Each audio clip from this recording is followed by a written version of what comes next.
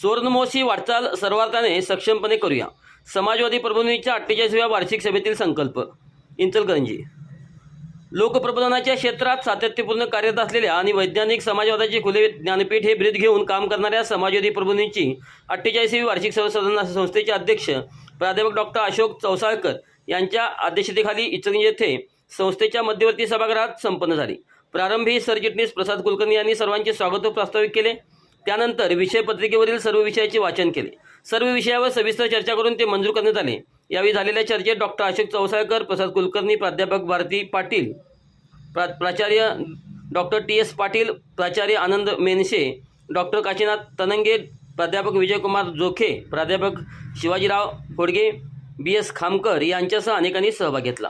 सभेचा समारोप करताना डॉक्टर अशोक चौसाळकर म्हणाले, समाजवादी प्रबोधिनी प्रबोधन प्रकाशन ज्योती हे मासिक गेली 3.5 दशके नियमितपणे प्रकाशित करणारी, गेली 4 दशके 30,000वर ग्रंथ आणि 100वर नियतकालिकांनी समृद्ध असे अवर्गप्राप्त प्रबोधन वाचनालय चालवणारी, तसेच राजकीय, सामाजिक, आर्थिक, सांस्कृतिक, साहित्य, कला अशा समाज जीवनातील सर्व विषयात सातत्यपूर्ण लोकप्रबोधनाचे जनजागृतीचे उपक्रम आयोजित करणारी महाराष्ट्रातील एक महत्त्वाची संस्था आहे.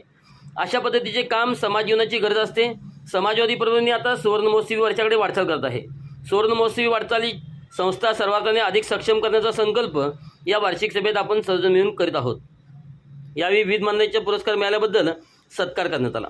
यावेळी जयकुमार कोले, प्राध्यापक अनिल उंद्रे, प्राचार्य साताप्पा कांबळे, KS दानवाडे, सागर सरगानाचे, प्राध्यापक अशोक अलगोंडी, कीर्तिकुमार जोशी, प्राध्यापक BR जाधव, वैशाली पवार, अमोल वडर, धुळगोंडा पाटील, बाळासाहेब कदम, SS जाधव, प्राध्यापक रमेश लवटे, सौदामिनी कुलकर्णी, रवी जाधव, पांडुरंग पिसे, रामदास कोळी, शकील मुल्ला, दयानंद लिपरे, राजन मुठाणे, नंदा हलबावी, कविता डांगरे, देवदत्त कुंभार, सचिन पाटोळे, नौशाद शेडबाळे, श्रेयश लिपारे आदीसह प्रबोधिनी परिवारातील अनेक प्रमुख कार्यकर्ते उपस्थित होते.